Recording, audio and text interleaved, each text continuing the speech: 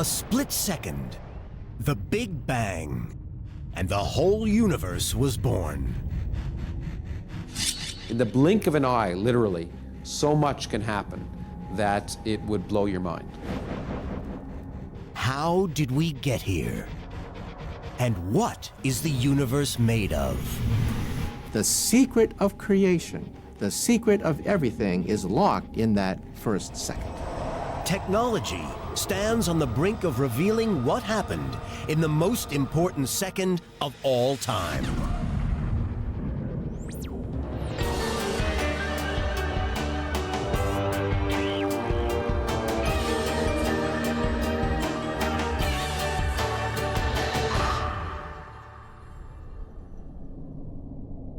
In the beginning, there is nothing. No matter, no energy, not even empty space, because space itself doesn't exist. No time passes, because there's no such thing as time. From nowhere appears a fireball smaller than an atom. 10 trillion times hotter than the core of the sun. Everything that will become the universe explodes from a point millions of times smaller than a pinprick.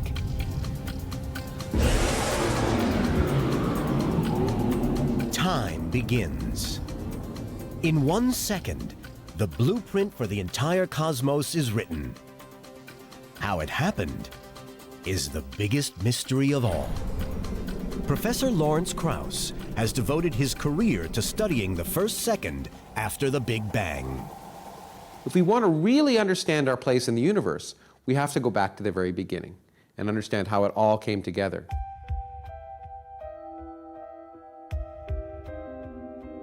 Looking back to the instant of creation is a new idea. The theory of the Big Bang is widely accepted, but the concept is less than a century old. But one of the things we have to put in perspective is how recent our understanding of the universe is. 80 years ago, the conventional wisdom in science was that the universe was static and eternal, had been around forever. But this changes in 1929. At California's Mount Wilson Observatory, Edwin Hubble studies the light from galaxies. He observes that the farther the galaxy, the longer the wavelength of light it emits.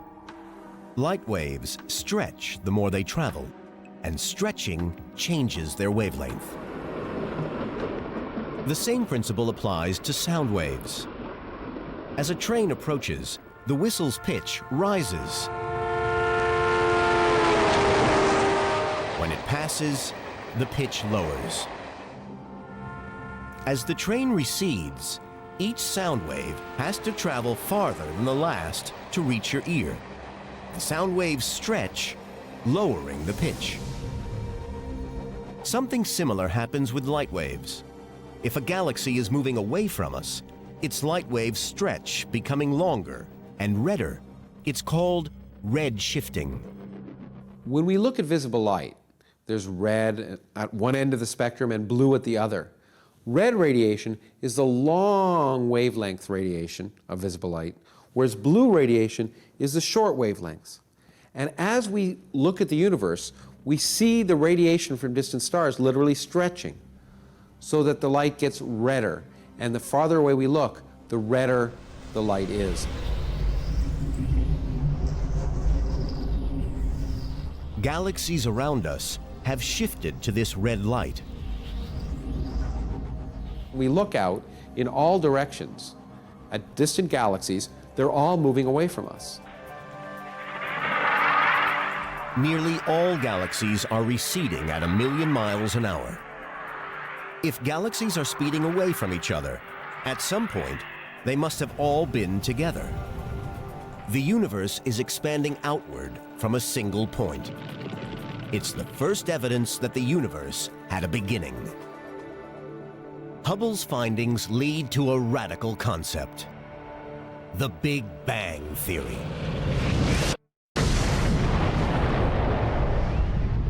Scientists believe that in the first second after the Big Bang, the building blocks were created for every star and planet in the cosmos. To prove it, they first need a new way to tell time. We are thinking of fractions of time smaller than we think about in any other area of human activity, and smaller fractions of time than a race car or a sprinter or anything else. And what we've learned is that more can happen in a fraction of a second, in a blink of an eye, than you can imagine. It would just blow your mind. Hours, minutes, and seconds are the basis of modern life. But events after the Big Bang happen in fragments of time far smaller than a second. To analyze what happens, scientists use a new measure of time called Planck time. 1 Planck time equals 10 to the minus 43 seconds. That's a decimal point, 42 zeros, and then a 1. It's an unimaginably small amount of time. Yet in this first tiny beat of Planck time, something happens that shapes the next 13.7 billion years. Out of the fireball, the 4 fundamental forces of nature form. Those forces underpin everything around us. Gravity is the reason stars and planets form. It rules the moon and tides and keeps us on the ground. Electromagnetism lights our cities, connects our phones, and runs our computers. And the 2 nuclear forces, strong and weak, bind the particles that make up our bodies and power the furnace of our sun. We're here because in the first second after the Big Bang, the 4 forces are created. Without them, the universe would be a featureless fog of radiation. If there were no forces, nothing would happen. There'd be no television. There'd be no sports. There'd be no love, no hate, no human tragedy, all the things that make life worth living.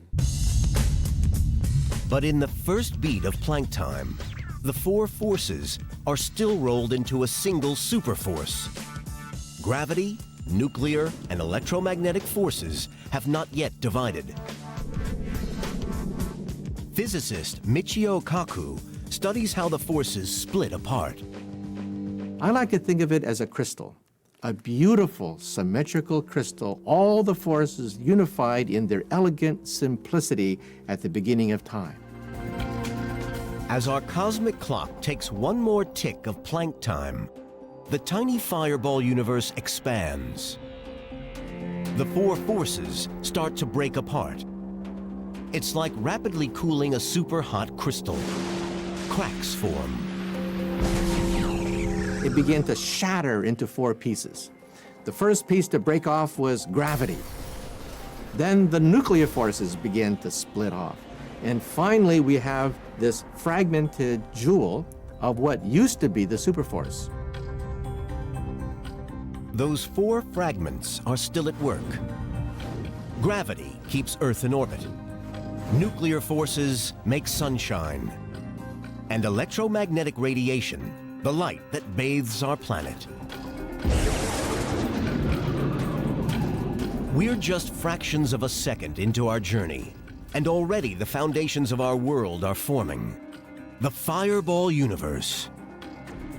Still smaller than an atom, and 1,000 trillion degrees. To discover how the universe expands, scientists use telescopes so powerful they can see the past. When astrophysicist David Spergel looks up, he sees history.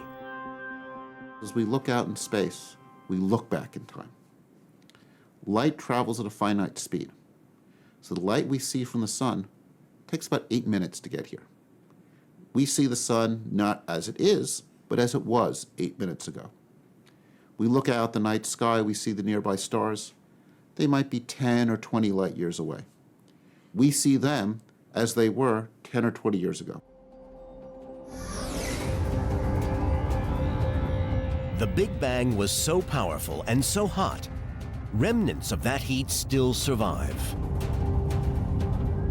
The heat began as superhot X-ray radiation.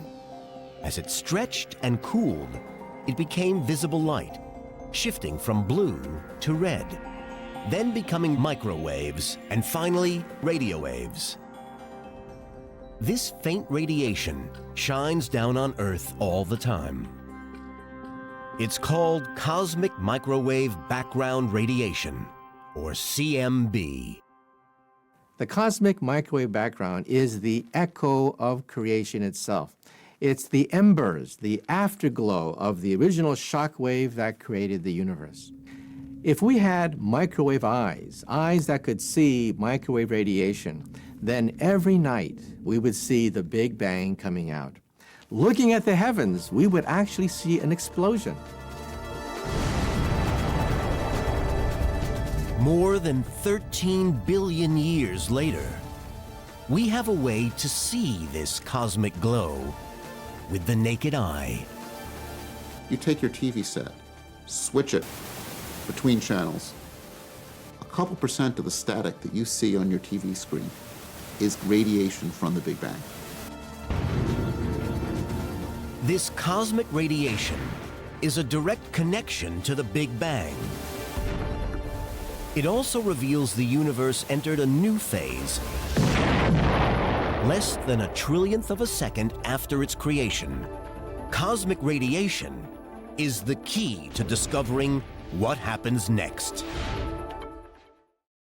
I think that's an interesting thing.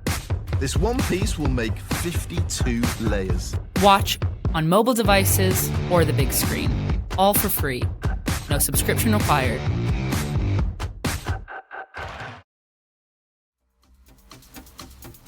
A few beats of Planck time tick by on our cosmic clock, and the fireball universe is transformed. One instant, the universe is billions of times smaller than an atom. The next, it inflates to the size of a baseball, growing more in this moment than in all the 13.7 billion years to come. Scientists call this rapid expansion inflation. And the evidence survives in the cosmic radiation left over from the Big Bang. Like static on your television, this cosmic radiation seems so constant and so even, it presents scientists with a puzzle. When we measure the cosmic microwave background in that direction, its temperature is identical to its temperature in that direction. It's the same everywhere. The only explanation is the universe inflates countless times faster than the speed of light.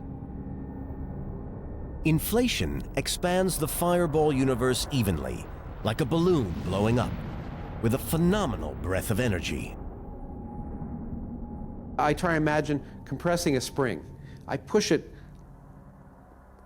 closer and closer and closer together so it's smaller and smaller and smaller, and I've stored a tremendous amount of energy in that spring, and when I let it go, it bursts out. And that stored energy drove an exponential expansion of space. But if the entire universe is uniform from the first second after the Big Bang onward, how did the galaxies form? Planets and stars begin as clusters of particles. Over time, these particles of matter clump together under the force of gravity to form a dense mass. Earth began as a ball of particles that clumped together through friction and gravity. The sun that sustains life on Earth started out as a cloud of gas and dust. How did these clusters form in the first place? The early universe should be lumpy, not even.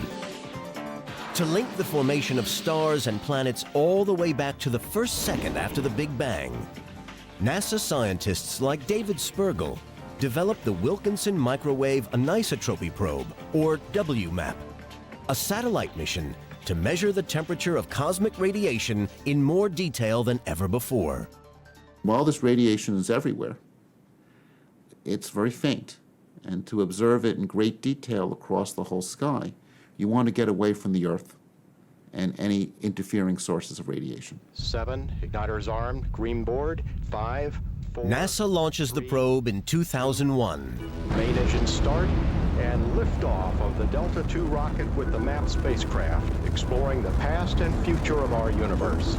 It could produce the best ever snapshot of the universe in its first second. The launch was incredibly exciting, tense, an exciting moment to see it go up and then realize it was working. WMAP sits 1 million miles from Earth. It's so sensitive, it can measure the temperature of cosmic radiation within 1/1,000,000th of a degree. For 5 years, WMAP analyzes the sky in minute detail. It sits there with the Earth and Sun always behind it, staring out into space. The satellite's spinning very rapidly. It covers about 1/3 of the sky every hour, spinning and making maps of the leftover radiation. WMAP tracks the Earth as it orbits the Sun and scans the temperature of the whole sky. It generates detailed temperature maps like this one, and it reveals something remarkable. The blue and red patches on this map of the entire sky are tiny ripples in temperature. The little blue regions represent regions that are a few tens of thousands of degrees colder. Red regions are a little bit hotter, so you're seeing tiny variations in temperature across the sky. WMAP looks back over 13 billion years. As the universe evolves, these tiny ripples develop into clusters of particles that get bigger and bigger under the force of gravity, becoming just dense enough to trigger stars and galaxies to form. I mean, it really was what I think we all dream of when we go into science. Looking at things that no one's looked at before, learning really exciting things about fundamental questions. Questions like, what's the universe made of? What happened in its first moments? This is a map of how the universe looked in the first second after the Big Bang. The template for today's vast cosmos. When the picture of the cosmic microwave background radiation first came out, the press said, the face of God. Well, let's be real. It's not the face of God. What it really is a baby picture of the infant universe. So the discovery of the cosmic microwave background radiation ranks as one of the greatest discoveries in all of science.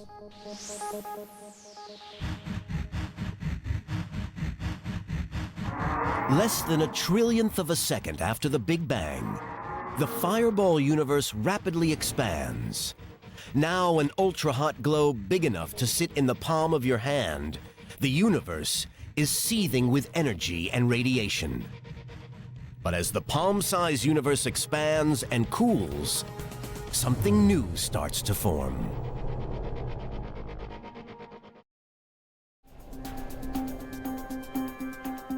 Only a fraction of a second after the Big Bang, and the destiny of the universe is already mapped out. The sun burns because of forces forged more than 13 billion years ago. The stars and planets form from the way the universe rapidly expands. Science can trace everything we see today back to the first second of creation. But we're here because of what happens in the next few beats of Planck time. The universe is flooded with the building blocks of matter. So far on our cosmic clock, the early universe is nothing but energy. How did pure energy turn into matter? Everything around you is made of matter. What you're sitting on, the air you breathe, the whole planet is made of matter, and matter is made of atoms. And in the first second after the Big Bang, the ingredients for atoms are created. How matter appeared mystified scientists, until 1905, when Albert Einstein comes up with our most famous equation. E = mc².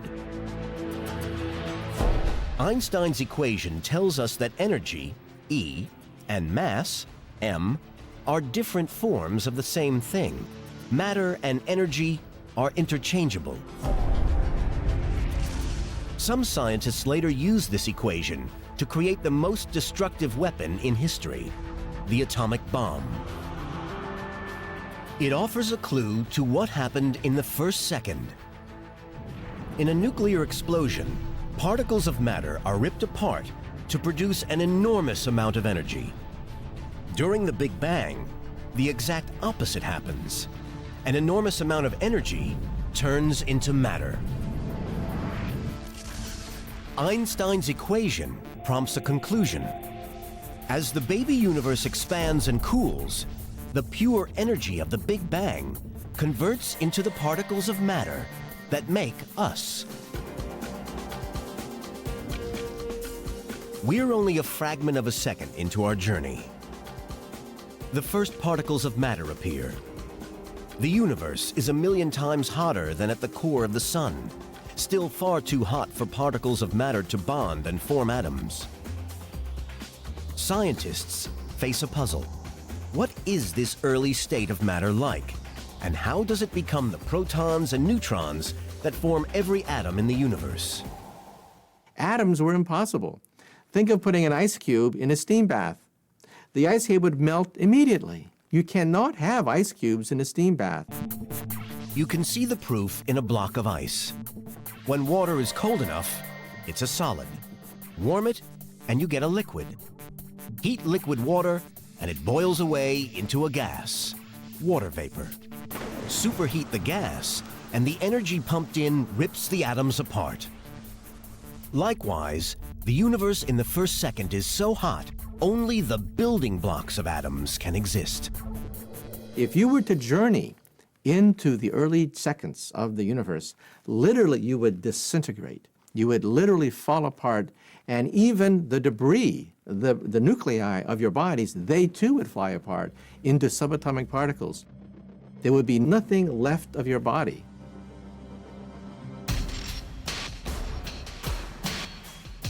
There's only one way to see these super hot building blocks of matter in the first second after the Big Bang. Scientists must recreate conditions of the Big Bang itself.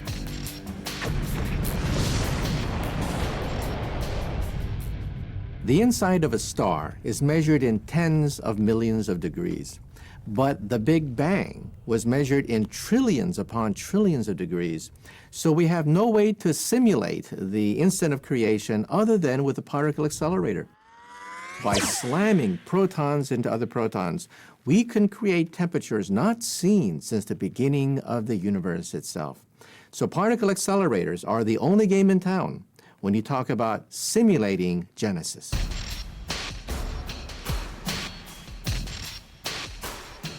This is Brookhaven National Laboratory in Long Island, home to the Relativistic Heavy Ion Collider, or RHIC, a 2.5-mile ring designed to smash the nuclei of gold atoms at nearly the speed of light. With the particle accelerator, you slam subatomic particles together.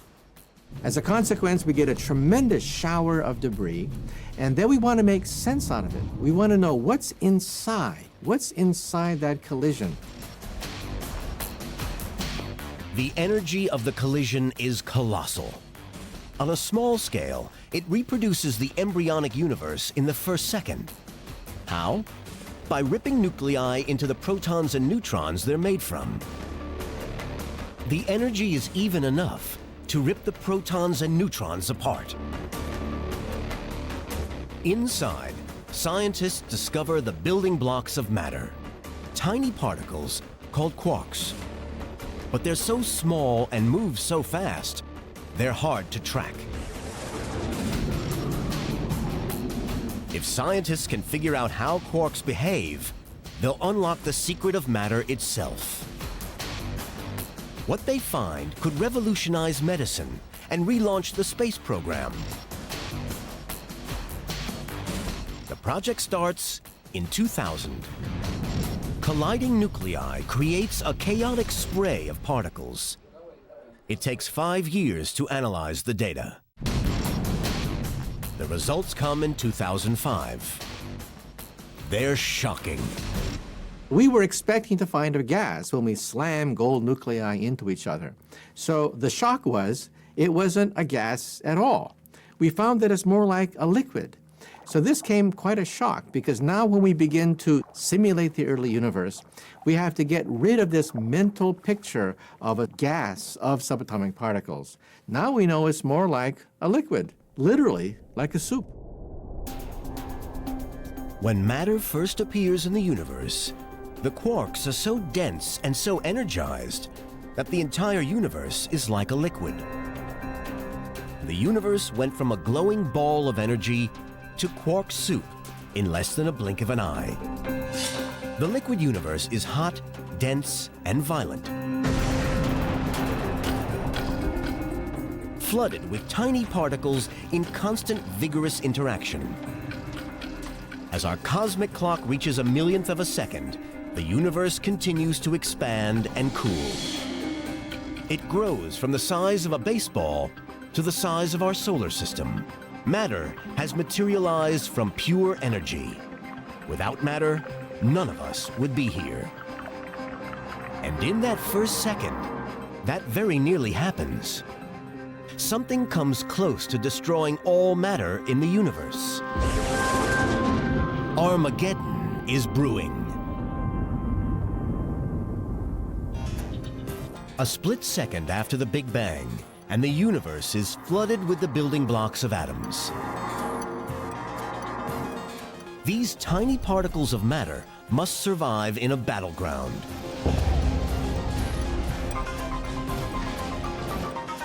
Everything around us is made of matter formed from the energy released by the Big Bang. Every molecule, every atom, every quark. How we end up with a universe that consists of so much matter is one of our biggest questions. The particle accelerator may reveal the answer. When the first second is recreated, two types of matter are produced in equal parts. One is the type of matter we see around us. The other is its opposite, antimatter. Dr. Tara Shears explains they're two sides of the same coin. This apple is made of matter. We know that every matter particle in the universe has an antimatter partner that was created in the Big Bang. Now, antimatter looks similar to normal matter, but not quite. In fact, it looks like the mirror reflection of matter. So an anti-apple looks like this. If the universe was made of antimatter, it would essentially look identical to how it looks today. You and I would be made of antimatter, and anti-lovers would sit in anti-cars looking up at an anti-moon at night making anti-love, and it would be largely the same. But matter and antimatter are mortal enemies. They can't coexist. When we have a matter particle meeting an antimatter particle of the same type, then they annihilate, they explode together, they destroy each other. All the energy that the matter and antimatter particle have goes into one large explosion of huge, tremendous energy. Fractions of a second after the Big Bang and the future of the universe is at stake, matter and antimatter are locked in a battle to the death.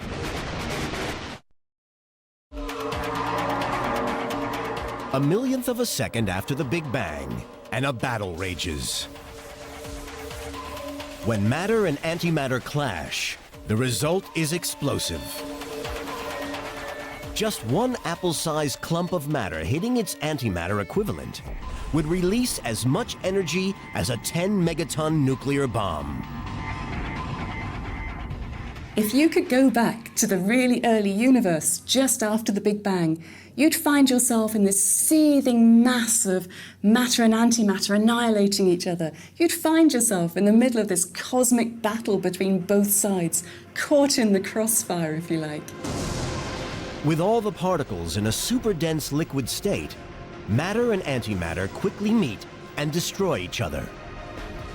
Since they're created in equal numbers, and every matter particle that hits an antiparticle is annihilated, all matter should be destroyed as soon as it's created.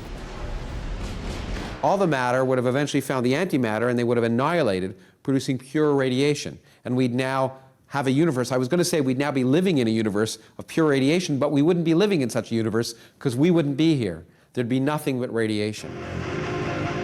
But the universe is full of matter. How did it defeat antimatter? It's one of science's great mysteries. One theory is that antimatter is less stable and decays more quickly, creating a tiny imbalance between matter and antimatter. This tiny imbalance eventually allows matter to overwhelm antimatter. Whatever the truth, something happens just after the Big Bang that tips the balance in favor of matter. And the whole battle stopped at that point, and what was left was a very small amount of matter. And it's that small amount of matter that makes the universe that we live in now. That means that we're the leftovers of this battle. We're the dregs. We're what's left when everybody else had finished. The dregs go on to form everything around us. From the ground beneath our feet to the most distant galaxy.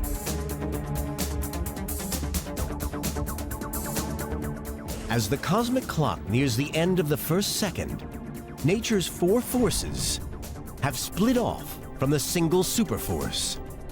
The winner of the matter and antimatter war has been decided, and the subtle ripples in temperature that stretch across the universe mean that over the next billion years, gravity gathers clumps of matter to form galaxies. But one mystery remains, and it's a big one. We know how the building blocks of matter form, but we don't know what gives everything in the universe substance. We know so much about the first second, but a piece of the puzzle is missing. What gives everything in the universe mass? Mass makes it tough to get something moving, and makes it hard to stop. When we're pulled down to Earth, gravity is acting on our mass. On the Moon, gravity is weaker, so astronauts move slower, but their mass is the same as back on Earth. Even if an object weighs nothing, it still has mass. Something must have been created in the first second to give particles mass, but scientists haven't found it. We have this hole. We have this missing piece. The centerpiece of this whole picture is what happened during that first second of creation. If you know that, then you can, quote, read the mind of God, as Albert Einstein used to say. Mass is the very backbone of life.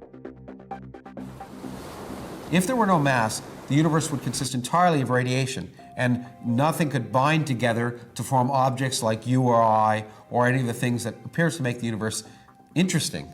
It would be a diffuse universe full of radiation, but very, very boring. Discover how mass develops in the first second, and you uncover the root of life. If scientists can't find what gives particles their mass, that first second will remain an enigma.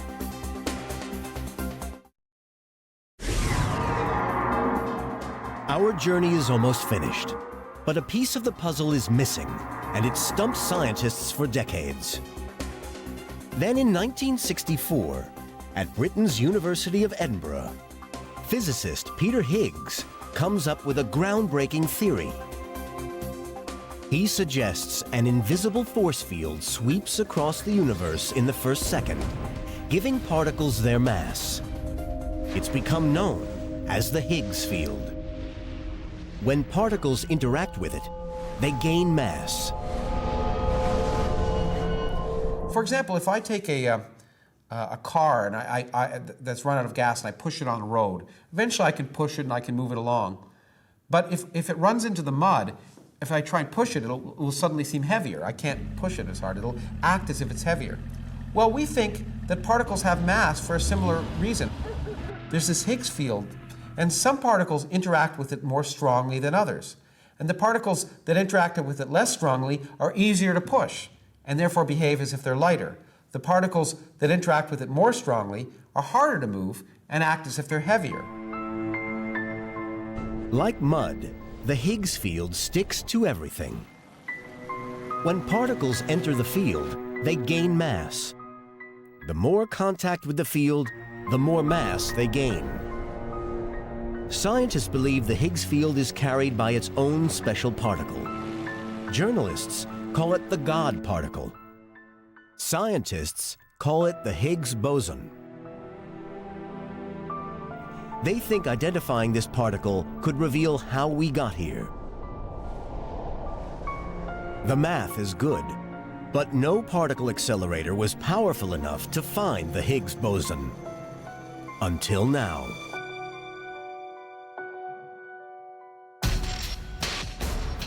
Deep beneath the countryside in Geneva, Switzerland, is mankind's most expensive experiment, the Large Hadron Collider, or LHC. The world's biggest particle accelerator and the best shot at finding the missing Higgs. We've got to see if the Higgs particle really exists. And that's why we have to build these mammoth accelerators, to see if we can understand the mechanism responsible for the existence of everything we think of as solid and heavy in the universe today. It cost $10 billion, took 14 years to build, and involves the work of 7,000 scientists.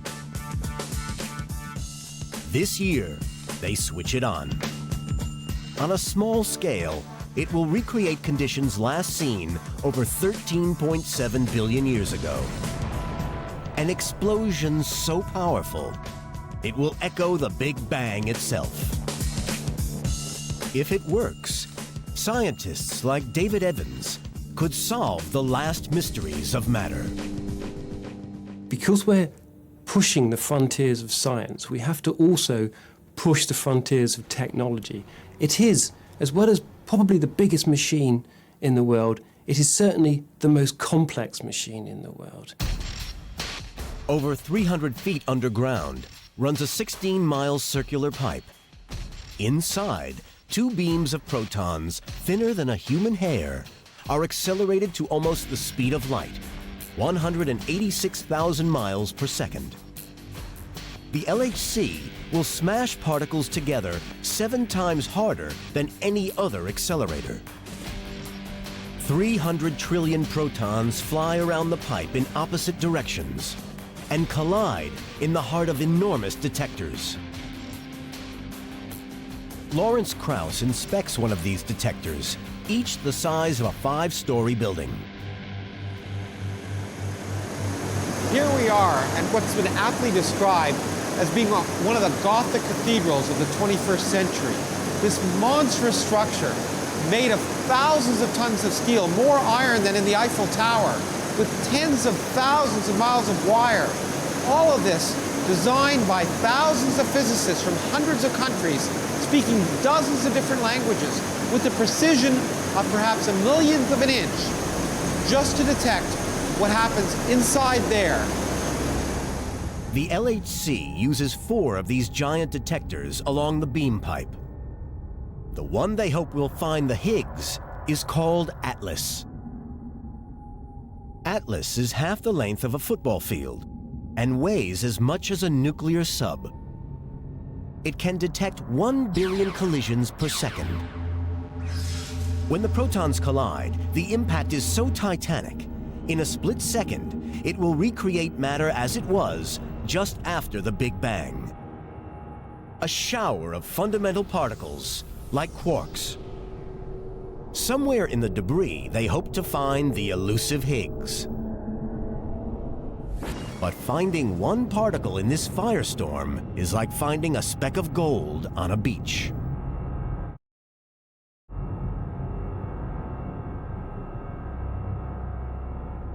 The Higgs is so tiny and so short-lived, the detector won't see it directly. Instead, they hope to capture the trail it leaves behind, using the most high-tech cameras in the world. When you look at a Skyrider, you see this gigantic plume of smoke, but where's the airplane? You never see the airplane. The airplane is too small to be seen. That's how we use detectors. Detectors cannot pick up the particle itself, but it can pick up the trail left over by the subatomic particle, and looking at the trail, we can determine what kind of particle it was and how fast it was moving.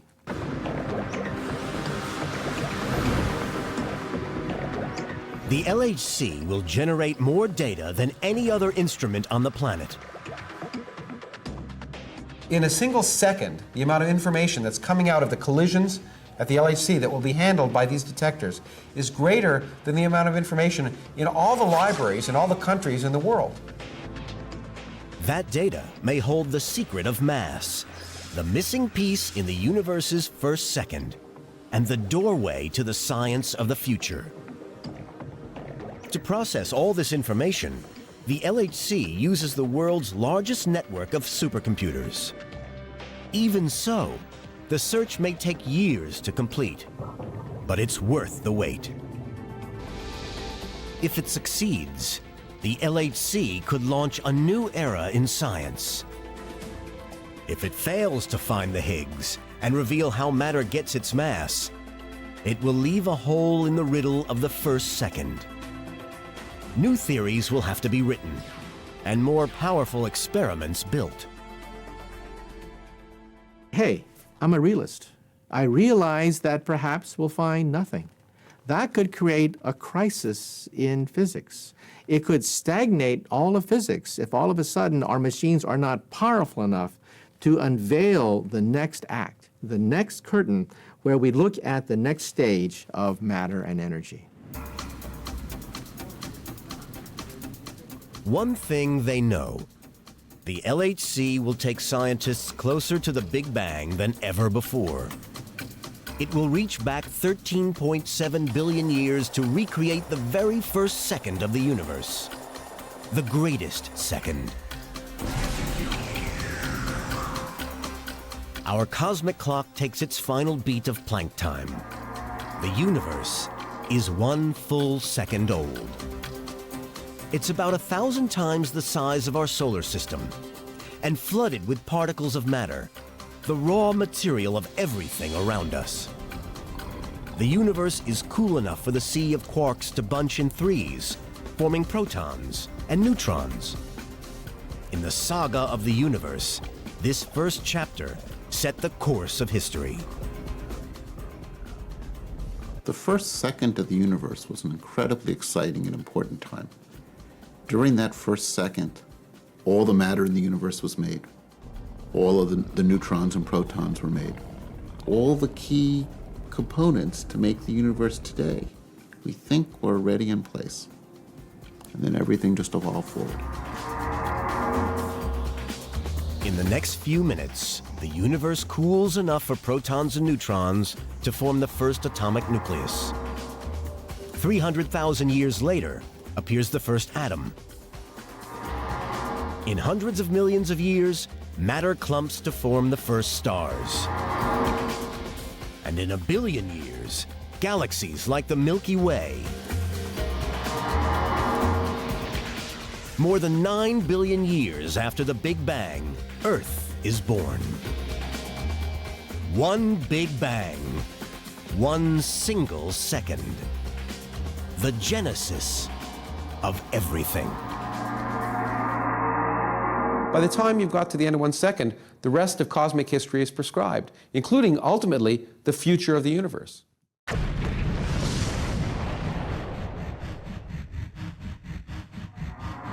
More than 12 billion years after the Big Bang, humans evolve. A species with the intellect to ask, how did we get here? And what is the universe made of? This year, science moves closer to discovering the answer. And the secret will lie in the first epic second.